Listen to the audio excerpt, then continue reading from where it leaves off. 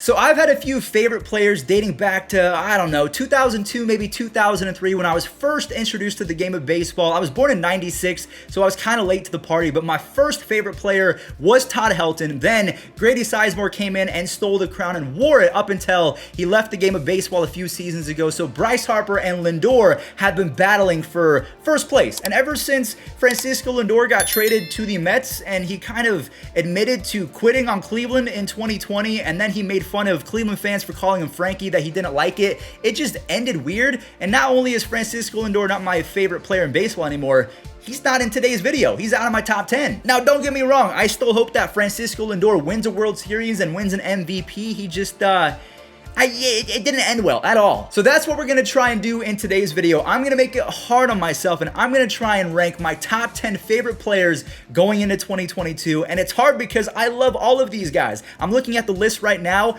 I don't even know how I made it. At the number 10 spot, we have my friend, Joey Gallo. Some of you might be saying, Fuzzy, this is blasphemous. Why is Joey Gallo, the savior of the channel, not ranked higher? And it's very, very, very simple. I love Joey's defense. I love his power, but I'm not gonna lie to you guys. Sometimes when I'm watching Joey Gallo hit, it's kind of an eyesore because the strikeouts are evident. I love the fact that he gets on base, you know, the whole Moneyball thing. Again, his cannon, his defense, everything is there minus the old contact abilities. And again, sometimes it's hard to watch. So I love Joey. He's my friend. He's from Las Vegas, all that good stuff. But yeah, sometimes it's kind of hard to watch. You know who's not hard to watch whatsoever? Mr. Mike Trout. This guy is the best player of my generation. I'm not saying he's better than Shohei in terms of talent, but in terms of just the best player I've ever seen over a long period of time, Mike Trout is the guy. I mean, he's honestly right now, he could retire right this very second and he would be a top 10 player ever. Some would even argue he's already top 5 ever. Some would argue top 2 just behind Barry Bonds or Ken Griffey Jr., Willie Mays, and you guys can argue who's number 1 all day long. But Mike Trout, just the way that he carries himself, he's a little bit old-fashioned, which is why he's kind of lower on today's list. If he was bat flipping and calling people out, to me, that's more exciting. I love baseball players that go viral, and Mike Trout, while he's amazing at what he does, he just, he kind of fades into the background sometimes.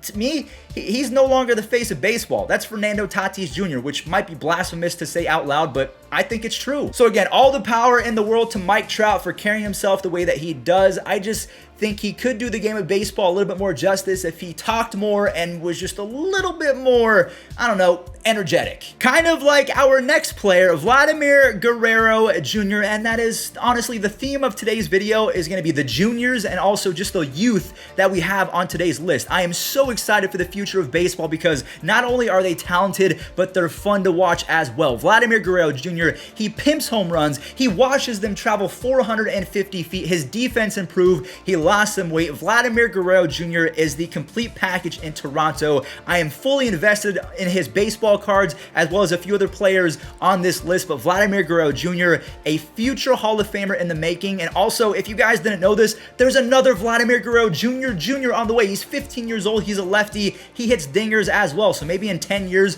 we'll have to redo this list, and maybe it's the third coming of Vladimir Guerrero Sr. As much as I love Vladdy Jr., I can't rank him ahead of the Soto shuffle himself. Juan Soto, just the way that he plays baseball, it looks so easy, and the hardest thing to do in all of sports is hit a baseball. Yet since his rookie season, he has continually made hitting baseball seem like anyone can do it, and that's why I love Juan Soto. I feel like if you're not a baseball fan and you watch Juan Soto play baseball or even just hit baseballs, you would think, I can maybe do that as well. So you would get casuals interested in the game of baseball. Vladimir Guerrero Jr., I feel like, does that. Juan Soto does that as well. But the thing about Juan Soto is nothing. I absolutely love the guy. There was once a picture posted to his own Twitter account of his Silver Slugger award on the floor. His PlayStation had higher priorities in his room over his Silver Slugger. So he supports his friends. He watched Max Scherzer and Trey Turner play live when they were traded to the Dodgers. Juan Soto is just an absolute, he's a beautiful human being. I just put Ronald Acuna Jr. ahead of Juan Soto because of how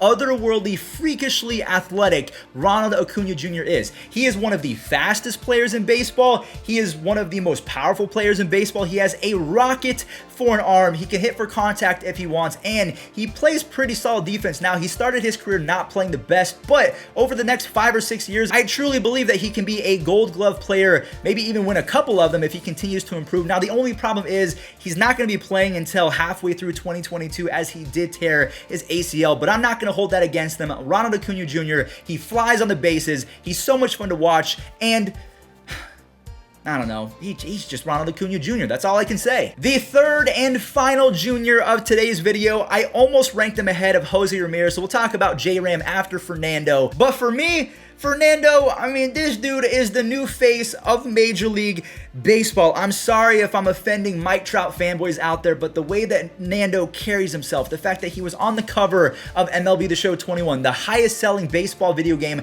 ever, the second best selling video game of 2021. He makes the flashy plays. Yes, he does make the error every so often, but he's a 40-40 guy in the making. In my opinion, he's going to be the first guy since I think it was Alfonso Soriano to have a 40-40 season. I am invested in him. He's a nice guy off the field. He cares about his teammates. He cares about winning. I think some people have a different opinion on that side of baseball, but for me, Fernando, just like Vlad and Juan Soto and Ronald Acuna Jr., he is the complete package. But the thing about Fernando is he's a very good-looking young man, and I know I'm confident in my masculinity to say that he is a good-looking dude, and I think that plays well to his strengths, and I think that he's going to be my #1 player pretty soon. But I can't rank him ahead of Jose Ramirez. You know, bro, home run pitch. That is kind of Jose Ramirez's, motto, and I love this guy so much. He is a 5'8", maybe 5'9" short king, so he represents my community very well. He's a switch hitter. He steals bases. He's got some pop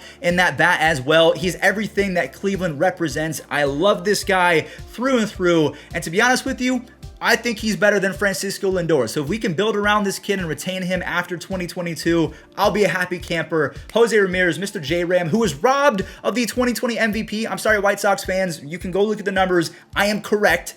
So, yeah, J-Ram at the 4 spot. Shohei Ohtani is not my favorite baseball player. What am I doing? Now, I'm going to talk about #1 and 2 in just a second, try and make the argument for them because, once I do that, it'll make more sense. But Shohei Ohtani, I just have to say this right now. I believe that he's a better human than he is baseball player. And that's saying something because he's a two-way superstar who just won MVP unanimously. I just love seeing clips of Shohei doing things like picking up trash when he's coming back from a bullpen session or doing charity work off the field and being very respectful towards his mentors. So Shohei Ohtani, honestly, if he does this for another 4 or 5 years, we could be looking at a Hall of Fame talent without, 3,000 base hits. Or, he might not even get to 1,500 base hits because he started so late and injuries got in the way. So if Shohei does, let's say if Shohei is 80% of what he was in 2021 for the next 5 or 6 seasons, will he make the Hall of Fame? That's kind of a random question that I'm throwing out to you guys. Let me know in the comment section down below. But Shohei Ohtani, beautiful human, amazing baseball player. I love everything about him. Just for me, I can't put him ahead of Bryce Harper, who is a childhood hero of mine. And he was on my wall when he was the chosen one on ESPN Sports Illustrated way back in the day when he was in high school. The way that he carried himself, yes, he was a hothead. He got ejected a lot, even when he was in college, then when he was in the minors, and then a lot before he actually became a dad. And ever since he became a dad, I feel like the temper has come down. He'll get ejected every so often, but he is one of the nicer people I've ever met in baseball. I've done a few interviews. That's not to flex, but he is, in my opinion, misunderstood. People think that he's still a hothead, and honestly, he's a 2-time MVP. He plays baseball the way that it should be played, and because he's from Vegas, he's gonna get that higher ranking, and to me, he's my #2, right behind the bad man. Yes, AKIL BADDOO is my favorite player going into the 2022 MLB season, and it's simple. I love his story, and I also predicted that he would break out in 2021, so I might be flexing in that department, but AKIL BADDOO almost quit baseball after high school. He just didn't want to play it really anymore. Maybe the passion wasn't there, but the Twins said, hey, please, for the love of God, continue on. We're going to draft you, and he ended up playing. Then, unfortunately, he tore something in his arm and he had to go through Tommy John surgery. He was then a Rule 5 draft pick with the Tigers. So not that the Twins gave up on him, but they chose not to retain him because they didn't think that he would be as good as Alex Kirilloff or any of their other rookies like Trevor Larnach. But in 2021, we saw that he was better than both of those guys. So a rookie that essentially skipped the minors after having Tommy John surgery and being a Rule 5 draft pick, he was not supposed to be on the opening day roster. I love everything about this guy. He is great for diversity. Absolutely 10 out of 10, easy pick for me. Although Bryce, I almost put him at number 1 because Bryce is just my guy, just such a cool guy. But yeah, for me, the bad man is going to be my number 1 player going into the 2022 season. Now remember, these are just my opinions. I'm not ranking these dudes based off skill. So let me know in the comment section down below, what do you make of my list? Would you flip-flop any of these guys? Do you think that a player that hasn't even played yet, Adley Rutschman, is Adley Rutschman your favorite player in baseball? I'm curious what you guys have to say. Thank you all so much for watching. Stay safe out there, and I'll catch you guys in the next one.